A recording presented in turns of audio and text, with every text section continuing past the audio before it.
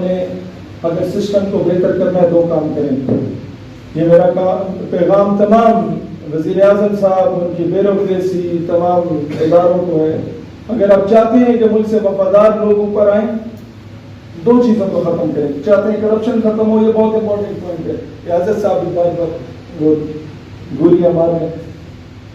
وہ 2 کام. نمبر 1 عورت وومنائزنگ، نمبر 2 شراب. اس پہ پابندی لگا. میں تھوڑا سا یہ چیز سمجھا دیتا ہوں. ایک سینئر افسر جب عورت کی لت اسے پڑ جاتی ہے تو سب سے پہلے تو وہ سیکیورٹی کلیئرنس کراتا ہے کہ مجھے کوئی ایسا فارم ہاؤس ملے جہاں پر چھاپا نہ پڑے. 20-20 ہزار روپے اس کا خرچہ.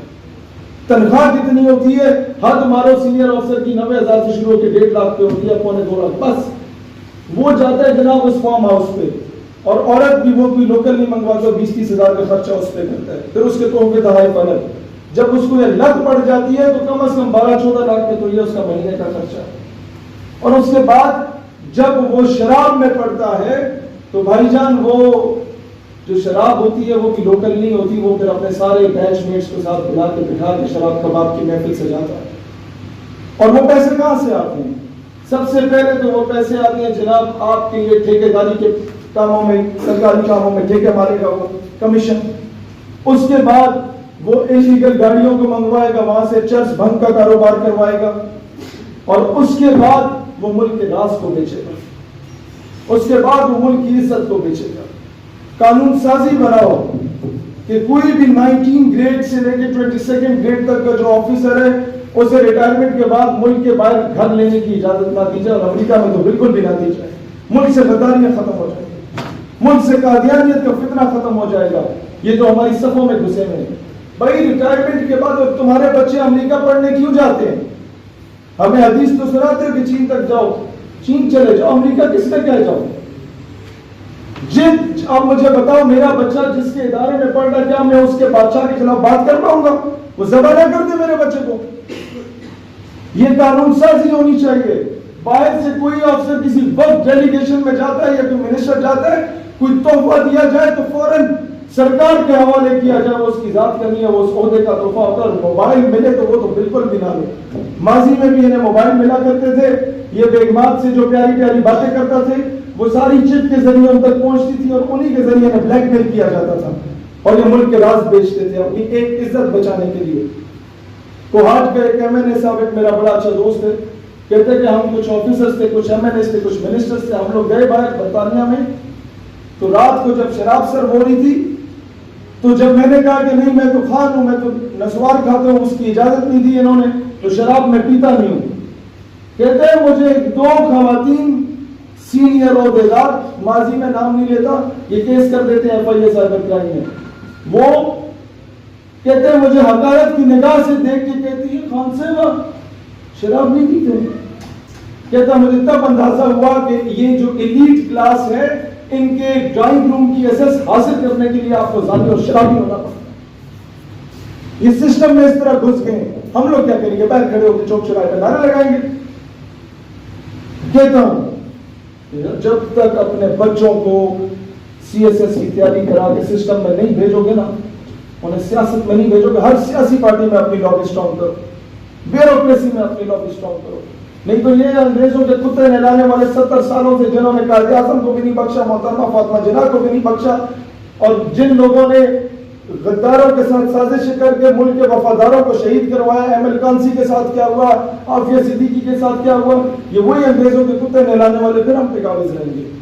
یہ باتیں شاید نعرے لگانے والی نہیں ہیں، یہ جذباتی نہیں ہیں، لیکن بھائی جان ہم جو روزانہ سفر کر کے ادھر آتے ہیں ہم چاہتے ہیں کہ سسٹم تبدیل ہو. ہم چاہتے ہیں کہ یہ چور ڈاکو لٹیرے اس سسٹم سے نکلیں. رینٹ پر یہ یاد رکھیے گا ایوبی رحمۃ اللہ علیہ نے کہا تھا مسلمان کی تلوار پہ جب عورت کو شراب آ جائے نا وہ پھر بغیرت ہو جاتا ہے. وہ پھر ڈونلڈ ٹرمپ کے آگے رقص کرنے کے کام آتی ہے. وہ پھر کشمیر برما فلسطین کے لیے نہیں اٹھتی. وہ پھر MOU سائن کرتی ہے کہ جناب اسرائیل کو حمایت کر دی جائے. اور یہ خلافت کا دور دوبارہ آ رہا ہے جب ترکی میں اس سے پہلے یہ تمام اسلامی ممالک کو فورس کریں گے کہ اسرائیل کی حمایت کرو. اور یہاں آپ کی میڈیا پہ بھی یہ باتیں ہونا شروع ہو گئی. لہٰذا کوئی اس طرح کی بات کرنے کا انڈائریکٹلی بھی سوچے تو گربان پکڑو. نہیں پکڑو گے لچکدار رویہ ہوگا تو یاد رکھنا وہی ایسٹ انڈیا کمپنی کی طرح آپ کے یہاں ملک میں گھسیں گے، اور عادت تو گھس گئی. آپ کے سارے حکمران عیاشی کرنے کے لیے تو دبئی جاتے ہیں، زناکاری کرنے کے لیے تو وہاں جاتا ہے آپ کا بڑا سینئر آدمی، وہاں ان کے اڈے بنے ہوئے ہوں گے، اپنی عورتیں پیش کرنے کو تیار ہوں گے. پھر کیا کرو گے جب وہ ویڈیو ریکارڈ ہو جائے گی؟ تم یہاں نعرے لگاتے رہو، الف نامے میں ترمیم ہوگی، فور شور ہوگی. لہذا اس میں ہمیں کوئی کہ اشتعال انگیزی پھیلا رہے، بولو ہاں پھیلا رہے، اس میں ہم لوگوں کو گریبان پکڑنا پڑا. اسرائیل کے حمایتیوں کا جو انڈائریکٹلی ڈائریکٹلی بول رہے ہیں اسرائیل کی حمایت میں، پکڑو گریبان. جی آخر میں یہ بات افسروں سے درخواست کرنا چاہتا ہوں. ایگزامپل لے لو دور حاضر میں، آج سے 10 سال پہلے داڑھی سے نوش کے ملا عبدالغنی بردر کو لے کے جایا جا رہا تھا.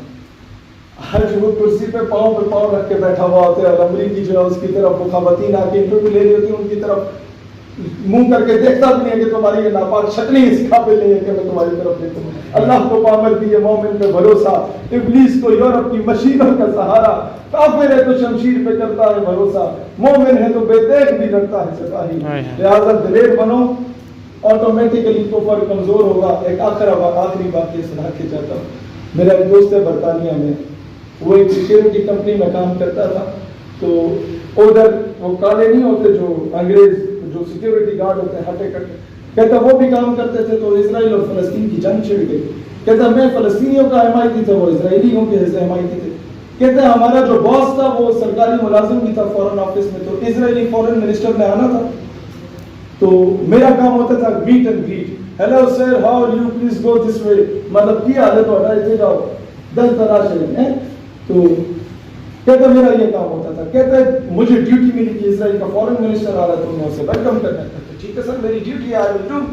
کہتا ہے اتنے میں وہ سارے کالے آگے رکھے، اچھا جی آج تو جناب کی سی چاپلوسی ہوگی. کہتا مجھے غصہ، کہتا میں آئی ول ناٹ ڈو، میں نہیں کروں گا.